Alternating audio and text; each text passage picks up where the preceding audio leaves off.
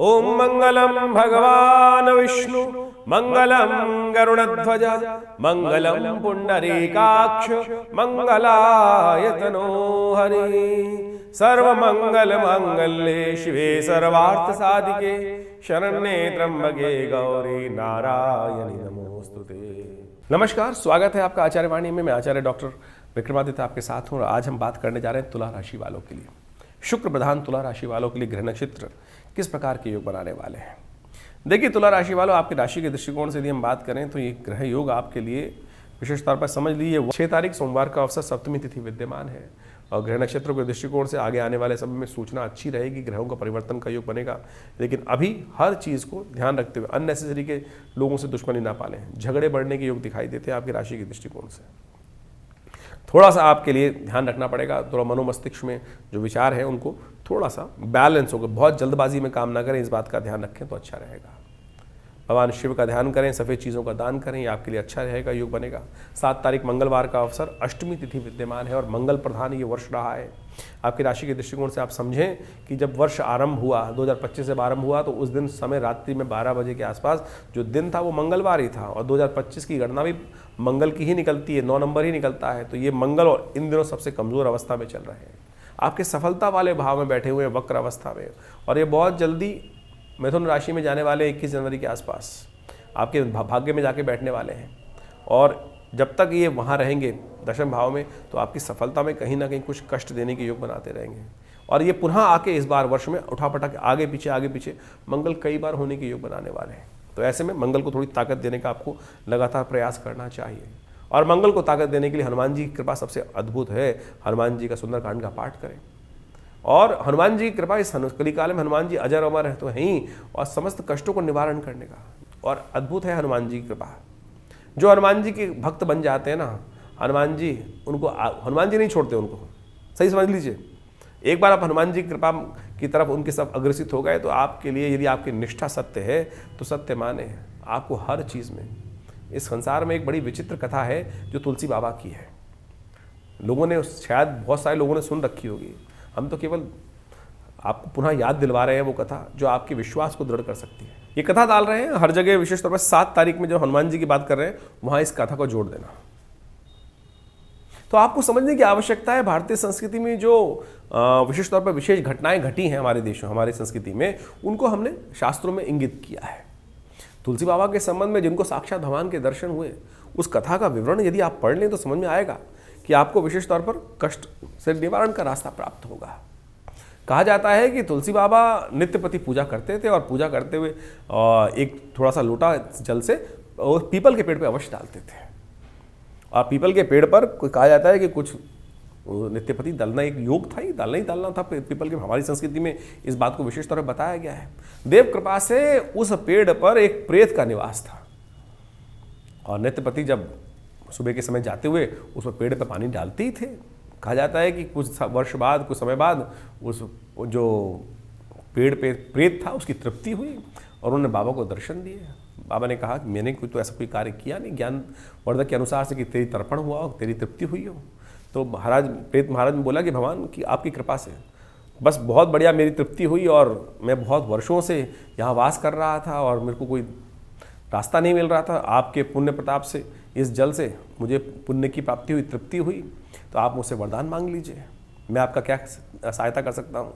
तो तुलसी बाबा के मन में भाव आया कि अरे बस तुम प्रेत हो तो कोशिश कर हनुमान जी से मेरे दर्शन करा दो, हनुमान जी से मिलने का रास्ता बता दो। तो कहा जाता है, कथा आगे चलती है तो उसमें कहा जाता है कि हनुमान जी, प्रेत ने कहा देखिए मेरी इतनी सामर्थ्य कहाँ कि मैं हनुमान जी का आपको दर्शन करा दूँ, लेकिन एक भाव बता सकता हूँ कि उस जगह पर, एक जगह जो बनारस के अंदर एक कथा होती है और वहाँ हनुमान जी आते हैं। यदि आप उनको पहचान पाए तो उनके दर्शन बस आपको हो जाएंगे। बोले ऐसे कैसे पहचानूंगा? तुलसी बाबा ने कहा जाता है कि उन्होंने, प्रेत ने बताया कि वो सबसे पहले आते हैं, सबसे आखिरी में जाते हैं और उनको आप जाकर खुद ही पहचानना पड़ेगा। तुलसी बाबा वहाँ गए और देखते रहे कुछ दिन तक। एक वृद्ध आते थे, सबसे पहले कोढ़ी थे और वो सबसे पहले आते, सबसे बाद में जाते। तुलसी बाबा ने, अंतर ज्ञान तो था ही, पुण्य तो था ही, जाकर उस वृद्ध के पैर पकड़ लिए। थे वो हनुमान जी। कथा को लंबा ना करते हुए बताऊं कि हनुमान जी की जब चरण छोड़े नहीं सब कुछ, तो बाद में हनुमान जी को अपना प्रत्यक्ष रूप दिखाना ही पड़ा। आपकी श्रद्धा की आवश्यकता है। आपकी श्रद्धा की आवश्यकता है, विश्वास की आवश्यकता है। हमारा विश्वास ही नहीं जागता है। और कहा जाता है कि बस उनको जब चरण पकड़े तो भगवान, तुलसी बाबा ने एक ही बात कही कि मुझे भगवान के दर्शन करने हैं। तो वो उनकी कृपा से ही उस चित्रकूट के घाट पर जब वो लेके गए और दर्शन भी ऐसा कराया कि एक बार उनको लगाया कि विशेष तौर पर अभी तो आए थे दर्शन करने के लिए, कुछ कथा को मैं लंबा नहीं कर रहा हूं, लेकिन विश्वास जगाने की कोशिश कर रहा हूं आपको समझे कि ये भाव का खेल है कि भगवान आए और उनको पहचान नहीं पाए। तो भगवान जी आके बोलते हैं, अरे अभी तो आए थे, अभी तो आए थे, जिनको दर्शन नहीं किया तूने। तो कहा जाता है दोबारा फिर भगवान की कृपा से, साक्षात हनुमान जी की कृपा से, गुरुदेव की कृपा से हनुमान तुलसी बाबा को साक्षात भगवान के दर्शन हुए। और कहा जाता है कि एक बार विशेष तौर पर और काल गणनाएं समझती हैं। एक विशेष तौर पर तुलसी बाबा ने जब रामायण लिख रहे थे तो हर चीज भगवान के समक्ष रखते थे। और कई बार मन में अहंकार भी उत्पन्न हो जाता है, कई बार मन में अहंकार हो जाता है। कहा जाता है कि जब अब उन्होंने एक रामायण में एक सूक्ति लिखी और उसको लिखकर जा रहे थे आगे, और रास्ते में जाते हुए उसी जो जब हम कुछ लिखते हैं, क्रिएटिव करते हैं, तो क्या होता है कि हम 24 घंटे उसी विचार में मनोमस्तिष्क को लगाए रहते हैं, उसी विचार को मन में लगाए रहते हैं। कहा जाता है कि तुलसी बाबा ने उस दिन वो एक पद्य लिखा था। तो तुलसी बाबा ने पद्य लिखा था, सिया राम में सब जग जानी, करहूं प्रणाम जो रिजुग पानी। सिया राम में सब जग जानी, वही मंत्र, वही भाव रखा। अरे क्या लिखा गया, सब कुछ है भगवान की कृपा से। तो लेकिन कहा जाता है कि इसी भाव में लाल लंगोटी पहनते थे। कथा बड़ी प्रसिद्ध है, लोगों ने शायद समझ नहीं आओ, बहुत बात सुनी भी होगी। तो जा रहे थे रास्ते में एक बालक आया छोटा। उस छोटे बालक ने कहा, अरे बाबा आगे मत जाओ, आगे मत जाओ, आगे दो सांड लड़ रहे हैं। अब तुलसी बाबा ने वो भाव लिखा था, सिया राम में सब जग जानी, करहूं प्रणाम जो रिजुग पानी। यानी सिया राम में, इस संसार में सब कुछ सिया राम में है। तो काय को बोले, इनसे काय डरना है। अब सामने दो सांड आपस में लड़ रहे थे और उन्होंने तो कहा, करे नहीं ये भी भगवान सिया राम में है। अब सांड ने देखा कि लाल लंगोटी पहन के कोई आ रहा है, तो जो सुताई हुई, कहा जाता है कि जिस पास भाव हुआ तो वापस आए, बोले जब लगा गई चोट, वापस आए, बोले फाड़ने लगे, ये गलत लिखा मैंने, ऐसा नहीं, ये कुछ और लिखना है। कहा जाता है हनुमान जी स्वयं आके पकड़ लिए हाथ, बाबा के हाथ पकड़ लिए। हनुमान जी ने आकर, अरे गलत नहीं लिखा तूने, ठीक लिखा। बोले कहाँ, ये जब सामने सिया राम में सब जग जानी। बोले बाबा, अरे बाबा सुनो, कि जब एक बालक ने आके तुम्हारे हाथ को पकड़ा था, कि कहा था, समझाया था कि आगे मत जाओ, तो उसमें तो तुमने सिया राम में नहीं जाना जग में, तो वो भी तो सिया राम में थे। भगवान ने आके समस्त तुम्हारे सामने उनको हाथ पकड़ के रोकने का प्रयास किया, तब तुमके मन में भाव नहीं उत्पन्न हुआ। क्यों? क्योंकि वो भाव, नेत्र जो है, हमारे जो विचार है, हम सही चीज को हर जगह देख नहीं पाते, कारण तो यही है। तो ये समझे कि हमारे समर्पण की आवश्यकता है। तो हम इस भाव को हमें समझने का प्रयास करना चाहिए कि ये सब चीजें बिल्कुल शुद्ध रूप से हैं, बिल्कुल। तो अहंकार कई बार हो जाता है। जब तुलसी बाबा को भी अहंकार नहीं था, वो क्या था कि हम उस वास्तविक सत्य को नहीं समझ पाते हैं। बहुत सीधी सी कथा है। तो इस कथा के माध्यम से आप समझें समर्पण की आवश्यकता है। तो ग्रह नक्षत्रों के दृष्टिकोण से जो ग्रहों का योगायोग चल रहा है वो चलेगा, बिल्कुल चलता रहेगा। तो इसलिए कोशिश ये करें अपने जीवन में समर्पित भाव से। बड़ा सुंदर योग बन रहा है, अष्टमी तिथि का सुंदर योग है, साथ में मंगलवार पड़ रहा है और इस बार का वर्ष भी मंगल से आरंभ हुआ है। तो हमने इस मंगलवार पे विशेष तौर पर 7 तारीख को मंगलवार जो पड़ रहा है, आश्रम में सुंदर कांड का सुंदर पाठ रखा है। शाम के समय रहेगा, सर्दी है, लेकिन भगवान की कृपा से सुंदर पाठ रहेगा। तो आप भी इसमें सम्मिलित हों। देखिए, मंगल का ग्रह का योग इस बार बिल्कुल ठीक नहीं चल रहा है। मंगल क्षीणस्थ अवस्था में है। जो ग्रह विशेष तौर पर अंतर्द्वंद उत्पन्न कर रहे हैं, शनि पर पूरी दृष्टि डाल रखी है और पुरुष में विश्व में कोलाहल होने के योग बना रखे हैं। और इस बार मंगल विशेष तौर पर अभी वक्री होंगे, चल रहे हैं, फिर मार्गी होंगे, फिर आगे चलेंगे और फिर पुनः वापस में दूसरी राशि पे जाकर फिर पुनः इसी वर्ष में कर्क राशि में वापस आ जाएंगे। तो मंगल को थोड़ी शक्ति, और ये संसार, ये समय जो है विशेष तौर पर मंगल प्रधान ही वर्ष है। तो मंगल की पॉजिटिव आवश्यकता है। नेगेटिव जो मंगल योग चला रखे हैं उसको पॉजिटिव करने के लिए कृपा चाहिए हनुमान जी की। तो हनुमान जी की कृपा प्राप्त करने के लिए आप इसमें यज्ञ में अवश्य सम्मिलित हों।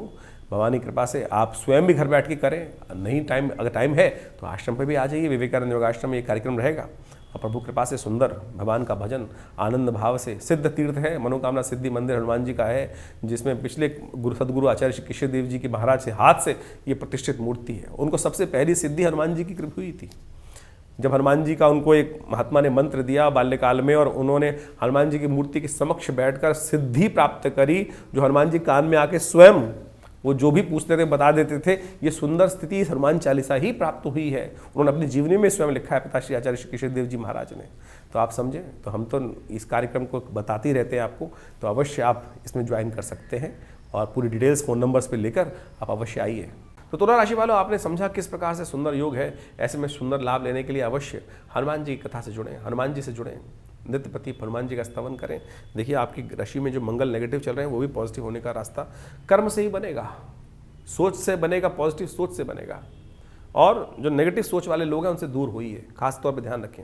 विश्वास जगाने वाले, हम लाखों रुपए करोड़ों रुपए खर्च करने के तैयार रहते हैं, कभी किसी ज्योतिषी के पास चले जाते हैं, कोई नग पहना देगा, कोई कुछ कर देगा।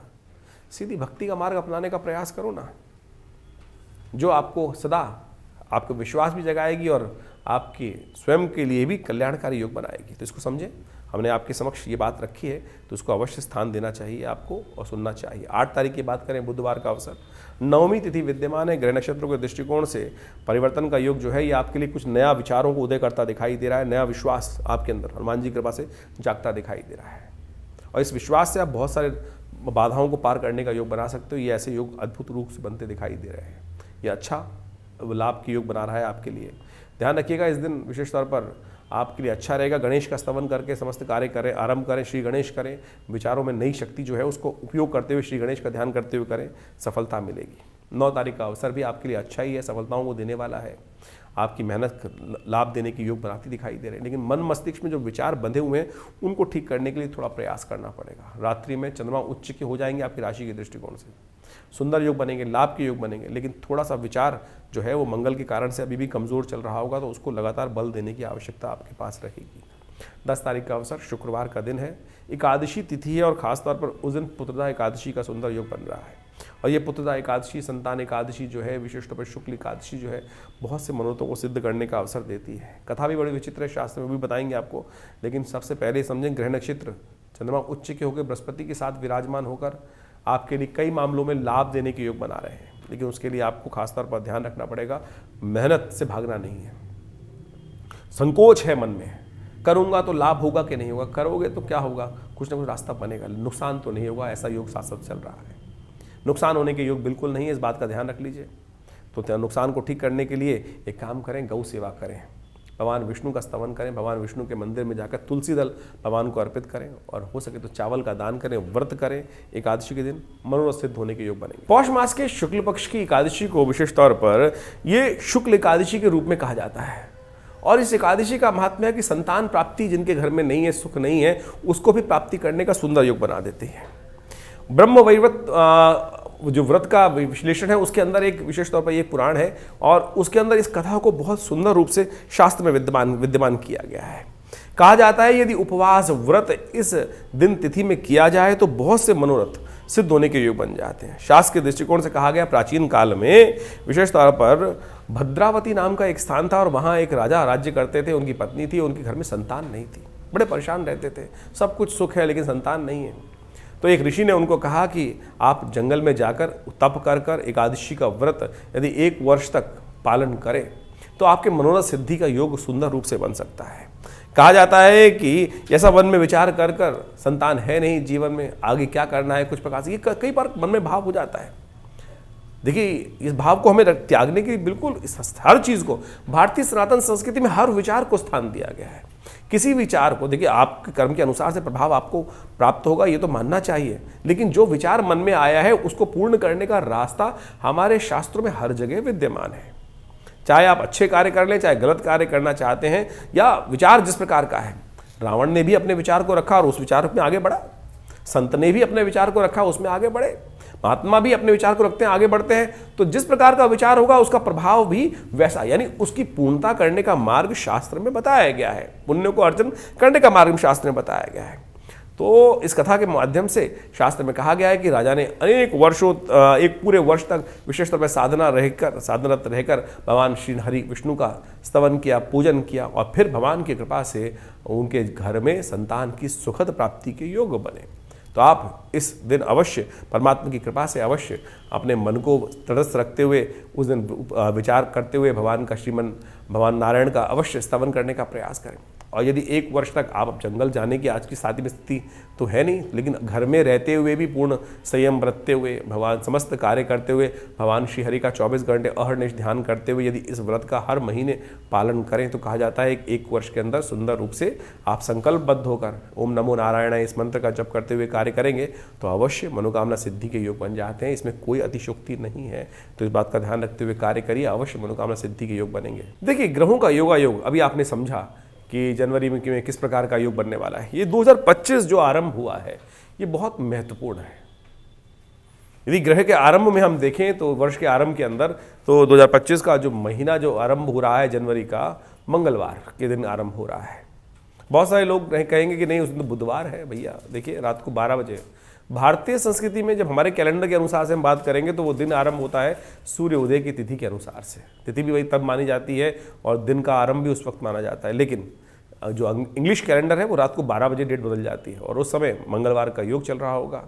और साथ साथ जो 9 नंबर 2025 का नंबर भी 9 आता है, तो ये दोनों मंगल के प्रतीक माने जाएंगे। और मंगल इस वर्ष विशेष तौर पर जो योगा योग बना रहा है वो बहुत उठापटक वाला बना रहा है।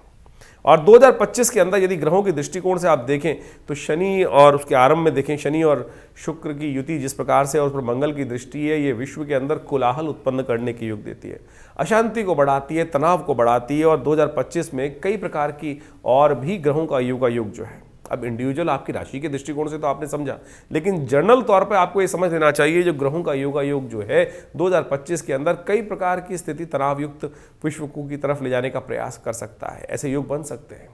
जैसी एक महामारी अभी कुछ वर्ष पूर्व गई, वैसे ही कुछ ना कुछ और भी नए विस्फोटक योग इस वर्ष में दिखाई देते हैं जो विश्व में कहीं ना कहीं नई परेशानी को उत्पन्न करने की स्थिति उत्पन्न करेंगे।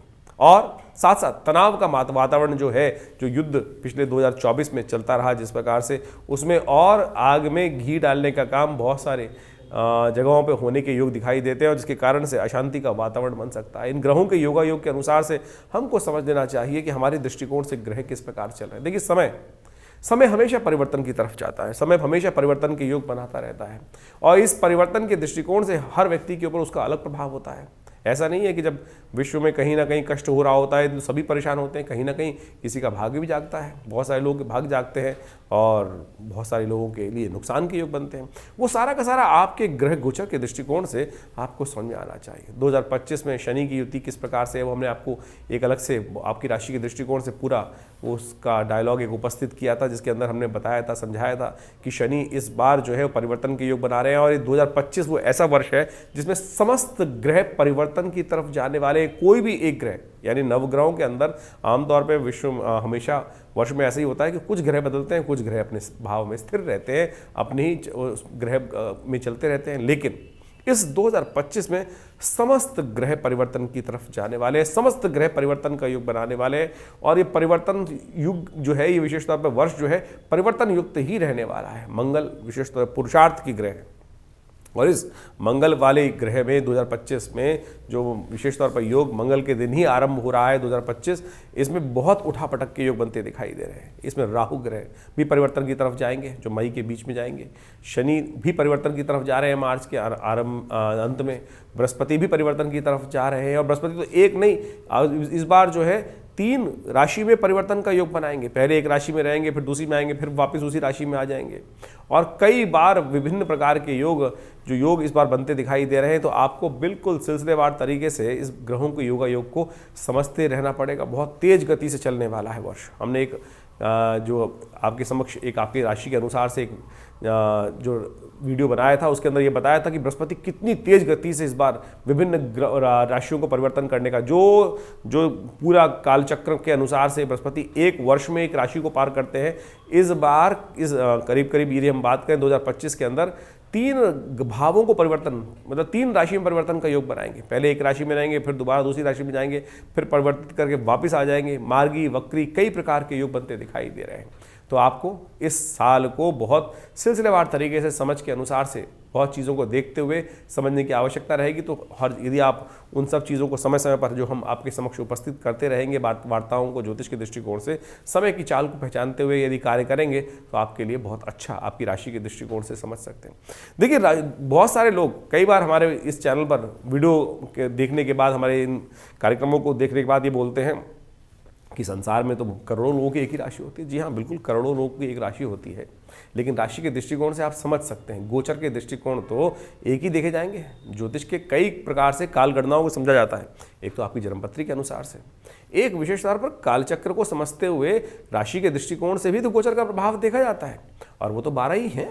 तो उसके दृष्टिकोण से बहुत कुछ जाना जा सकता है, बहुत कुछ समझा जा सकता है। जैसे इसको ऐसा समझ लें, बहुत सारे लोग इस प्रकार के समझने का हम प्रयास कर सकते हैं। बारिश तो एक क्षेत्र में हो रही है, अब जिस प्रकार का जिसका घर है उस पर उस प्रकार का प्रभाव होगा। तो ये किसी के पास अच्छा मकान है, बढ़िया है, खूब बढ़िया तरह से सुंदर व्यवस्थाएं, तो उसके लिए बारिश आनंददायक हो सकती है। लेकिन वही व्यक्ति जो झोपड़ी में बैठा है उसके लिए वो वही वर्षा जो है वो कष्टकारी योग बना सकती है। ये डिपेंड करता है कि आपकी ग्रह योग दिशा किस प्रकार की चल रही है, दशाएं किस प्रकार की चल रही हैं, अंतर दशाएं किस प्रकार की चल रही हैं, और ग्रहों के योगायोग जन्म में आप जब पैदा हुए थे उस समय किस प्रकार के अपने पूर्व जन्म के अनुसार से कर्म के अनुसार से लिखवा के लाए हैं। इसीलिए जन्मपत्री को बहुत अच्छे से विश्लेषण करने की आवश्यकता होती है, और हम समय समय पर आपके समक्ष जो ये ग्रह गोचर का प्रभाव उत्पन्न करते हैं उसको तो आप बिल्कुल प्रत्यक्ष रूप से समझ सकते हैं। कई बार एक प्रश्न और लोगों के मन में आता है, और बहुत सारे लोग एक बात, हम कौन सी राशि को माने। देखिए, राशियां विशेष तौर पर ज्योतिष के दृष्टिकोण से सबसे इंपॉर्टेंट जो मानी जाती है वो मानी जाती है आपकी चंद्र राशि। जहां आपके जन्म के अनुसार से चंद्रमा विराजमान है राशि में, वहां वो चंद्र राशि में मुख्यतः मानी जाती है। इसके अलावा भी आपका लग्न में कौन सी राशि विराजमान है उसका भी प्रभाव देखना चाहिए। हम ज्योतिष को जब पूरी जन्मपत्री को देखते हैं ज्योतिष के दृष्टिकोण से, तो हर चीज़ को एनालाइज करने का प्रयास करते हैं। आपकी नाम राशि कौन सी है, आपकी सूर्य की राशि कौन सी है, फिर आपके षोडश वर्ग में कौन से ग्रह अच्छे से शुद्ध होकर बैठे हैं, नहीं बैठे, कहाँ कौन कौन से योग बना रहे हैं। राशि के दृष्टिकोण से एक ब्रॉडर कैटेगरी में आइडिया तो मिल ही जाता है बहुत सारी चीज़ों को समझने के लिए, और उसका प्रभाव भी वह प्रत्यक्ष रूप से होता है। तो इस बात को हम समझें। बहुत सारे लोग नाम के अनुसार से ही अपनी राशि को देखने का प्रयास करते हैं, वो भी ज्योतिष का एक छोटा सा पहलू है, लेकिन मुख्यतः जन्मपत्री को पूरी से विशेष विश्लेषण करने की आवश्यकता है। जैसे आप इसको ऐसे समझ सकते हैं कि न्यूमरोलॉजी ज्योतिष के अंतर्गत एक शाखा है जिसका नाम है न्यूमरोलॉजी।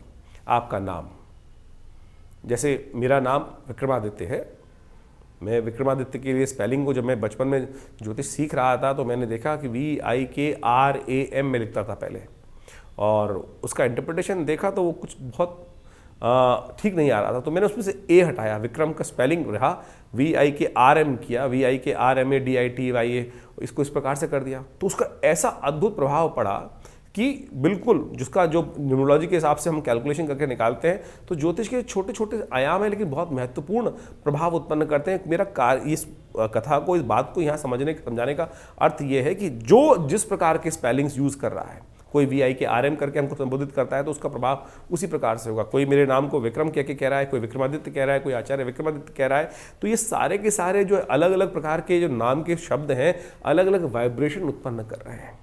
जो अच्छा होगा उसका वाइब्रेशन पॉजिटिव निकलेगा, जिसका जितना परसेंट जो वाइब्रेशन पॉजिटिव वाला यूज हो रहा है उसका उतना परसेंट रिजल्ट है। तो इसी प्रकार से आप समझ लीजिए कि आपकी राशि को महत्वपूर्ण तरीके से हमें एनालाइज करने की जरूरत है। एनालाइज ये करें कि आपका जो ग्रह गोचर है कौन सा कुंडली प्रभावी है। कई बार हम देखते हैं जन्मपत्री लोग दिखाने आते हैं, जन्मपत्री से योगी नहीं बन रहे होते, चंद्र कुंडली को यदि उस प्रकार से देखा जाए तो वहाँ वो सारा का सारा मैच कर रहा होता है। तो कौन सा ग्रह प्रभावी है, कौन सी कुंडली से प्रभाव निकल रहा है, सूर्य कुंडली से, षोडश वर्ग से, कहाँ कारकान से, अमात्य कारक से, तो इन सब चीज़ों को हमें अच्छे से ज्योतिष के दृष्टिकोण से एक एक चीज़ की विवेचना कर लोगों के भाग्य के संबंध में उसकी जो बात है हमें समझने का प्रयास करना चाहिए। ज्योतिष बिल्कुल प्रत्यक्ष है, कहीं कोई कपोल कल्पित नहीं है। कुछ लोग हैं जो तथाकथित तौर पे आपको हास परिहास उड़ाने का प्रयास करते हैं। जैसे आप समझें विश्व के अंदर बहुत सारे रास्ते हो सकते हैं, किसी के लिए कोई अच्छा है, किसी के लिए कोई अच्छा है, किसी के लिए कोई अच्छा है। इसको ऐसे समझ सकते हैं कि विश्व में दुनिया में काम करते हैं, कोई कूड़े का काम करता है, कोई हवा का काम करता है, कोई पानी का काम करता है, कोई पेट्रोल का काम करता है, कोई डीजल का काम करता है, किसी और तेल का काम करता है, और इन सब क्षेत्रों में लोगों ने पैसे कमाए हैं। लेकिन इन्हीं सभी क्षेत्रों में बहुत सारे लोगों ने पैसे गंवाए भी हैं। अब ये समझें कि आपके लिए कौन सा क्षेत्र, आपके दृष्टिकोण से आपके लिए कहाँ कोई मिसमैच हो रहा है। इसको इस प्रकार से और समझ सकते हैं कि एक व्यक्ति है जिसने बहुत सारे लोगों की हेल्प करी और उसके साथ उसकी बहुत सारे लोगों की दोस्ती बनती है, लेकिन कुछ लोगों से उसकी ट्विनिंग जो अच्छा सा संबंध है स्थापित नहीं हो पाता। हम लाख प्रयास कर लें लेकिन वो संबंध लोग व्यक्तियों के साथ हमारे संबंध स्थापित नहीं हो पाते हैं। वो एक इंटरनल पर्सोना है, कहाँ किसका संबंध किस प्रकार से बनना है। तो इस प्रकार को आपको अच्छे से ज्योतिष के दृष्टिकोण से एक एक चीज़ को एनालाइज करने की ज़रूरत होती है। इसलिए इस बात को हम समझें कि ज्योतिष में लोग लाख विचित्र विडंबनाएं उत्पन्न करें, व्यक्ति परेशान होता है बहुत सारा, तो कई बार अपशब्द भी लिख देते हैं बहुत सारे लोग तो कि कुछ नहीं होता है, मैं इतने साल से ये कर रहा हूँ ये कर रहा हूँ। अब भैया कर्म के अनुसार से, भाग्य के अनुसार से कार्य करने की ज़रूरत है। बहुत सारे लोग छोटा सा काम करते हैं और उससे कहाँ से कहाँ पहुँच जाते हैं। उनके पूर्व जन्म का प्रारब्ध है जो उनके साथ चल रहा है, पुण्यों का अकाउंट है जो उनके साथ चल रहा है, वो हमें दिखाई नहीं देता है। तो इसलिए अपने इस शुभ जीवन में हम आपको ज्योतिष के दृष्टिकोण से बहुत सारी बातें बताते हैं। बहुत सारे लोग तो ये भी कहते हैं कि आप ज्योतिष में पंचांग बता रहे हैं या ज्योतिष बता रहे हैं। अरे भाई, ज्योतिष, वैदिक ज्योतिष को समझने का प्रयास करो। ज्योतिष के दृष्टिकोण से हम अनेक प्रकार के निदान की तरफ जाने का प्रयास करते हैं। जो पंचांग है वो भारतीय संस्कृति को सनातन पद्धति के अनुसार से हमारे पुराणों को साथ जोड़ के चलता है। ज्योतिष पुराणों से अलग हो ही नहीं सकती, वेद से अलग हो ही नहीं सकती है। वेद का अंतिम भाग वेदांत ही है और वो उपनिषद इत्यादि में इन सब चीजों में उन सब चीज की गणनाओं की वर्णन मिलता है। और ज्योतिष को वेद से अलग कैसे कह सकते हो? कई लोग तो कहते हैं कि ज्योतिष के दृष्टिकोण से आप कथा सुना रहे हैं या कुछ और कर रहे हैं। भाई मेरे समझो, ज्योतिष जो है वो वेद का ही अंग है। ज्योतिष वेद के, हमारे यहाँ ज्योतिष भारतीय सनातन संस्कृति के अंदर ऐसा नहीं है कि आंख का डॉक्टर अलग, कान का डॉक्टर अलग, मुख का डॉक्टर अलग और पेट का डॉक्टर अलग, साइकियाट्रिस्ट अलग। हमारे यहाँ विद्वान उसको कहा जाता है जो समस्त 6 शास्त्रों का ज्ञाता हो। व्याकरण हो गया, वैद्य हो गया, निरुक्त हो गया, इन सब चीज़ों को आप समझने की आवश्यकता है। तो केवल व्याकरण का आचार्य होकर लोग व्यक्ति यदि व्याख्या करेगा और ज्योतिष का उसको गणना है ही नहीं। हर चीज़ में थोड़ा थोड़ा अध्ययन होना चाहिए, चीज़ जिसके बाद आप एक शास्त्र को समझ सकते हैं। तो हमने प्रयास किया है अपने छोटे से ज्ञान के माध्यम से। बहुत बड़ा तो ज्ञान किसी के मेरे पास शायद नहीं हो सकता, लेकिन जितना मैंने अपने गुरु आचार्य श्री केशव देव जी के सानिध्य में रहकर हमने समझने का प्रयास किया, उसी के माध्यम से आपको थोड़ा बहुत समझाने का प्रयास करते हैं। आशा करते हैं उससे आपको लाभ मिल सकता है। लेकिन हम जो भी तरीके हैं बहुत सीधे तरीके से आपके समक्ष रखने का प्रयास करते हैं और बहुत सारी बातों को आपके समक्ष रखने का प्रयास करते हैं और उनको समझेंगे तो बहुत अच्छा रहेगा। दिल्ली में हमने विवेकानंद योगाश्रम ये संस्थान मेरे पिता आचार्य श्री केशव देव जी महाराज ने इसीलिए बनाया था कि हम इन सब चीज़ों को शोध कर कर संसार के समक्ष रख सकें। और उसी क्षेत्र में हमने कार्य करते हुए मुद्रा विज्ञान, यज्ञ विज्ञान, योग विज्ञान, आयुर्वेद, योग, भारतीय संस्कृति, प्राकृतिक चिकित्सा इत्यादि में समस्त पे कार्य कर रहे हैं हम। करीब करीब 50 से ऊपर पुस्तकें हमारे आश्रम की तरफ से, संस्थान की तरफ से प्रकाशित की गई और वो सब एक एक विषय में इतना ज़बरदस्त कार्य कर रही हैं, चाहे वो ध्यान योग हो, कुंडलनी योग हो और अनेक प्रकार के मार्ग हो। और हम समय समय पर पूरे विश्व में जगह जगह पे जाकर इन भारतीय संस्कृति को प्रचार प्रसार करने का भी कार्य करते ही रहते हैं। तो आप इस बात को सही से समझें और विभिन्न आश्रम में जो कार्यक्रम होते हैं उसमें भी आप सम्मिलित हो सकते हैं। उसके लिए जो आश्रम में कार्यक्रम चलते हैं उसका सागर जगह जगह हम आपको निमंत्रण इत्यादि देने का प्रयास भी करते रहते हैं। जिस प्रकार से अभी इस जनवरी के प्रारंभ के अंदर बहुत सारे कार्यक्रम होंगे, सुंदरकांड के कार्यक्रम रहेंगे, साथ साथ यज्ञ इत्यादि हर रविवार को सामूहिक तौर पर जो उसमें बैठते हैं उसका भी सादर निमंत्रण हम आपके साथ साझा करते रहते हैं और उसमें आप आकर स्वयं यज्ञ में भाग ले सकते हैं।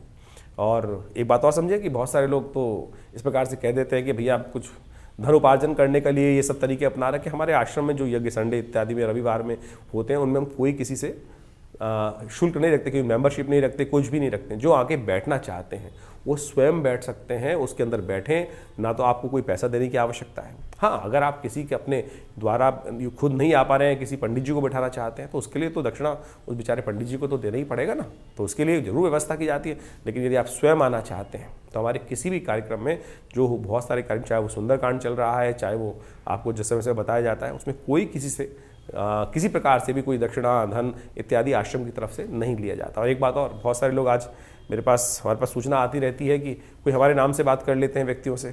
और तो इस बात का ध्यान रखिए, हमारे आश्रम का दिल्ली में केवल हमारा एक ही आश्रम है जो विवेकानंद योग आश्रम में है और हमारी तरफ से कभी किसी को कॉल नहीं किया जाता है।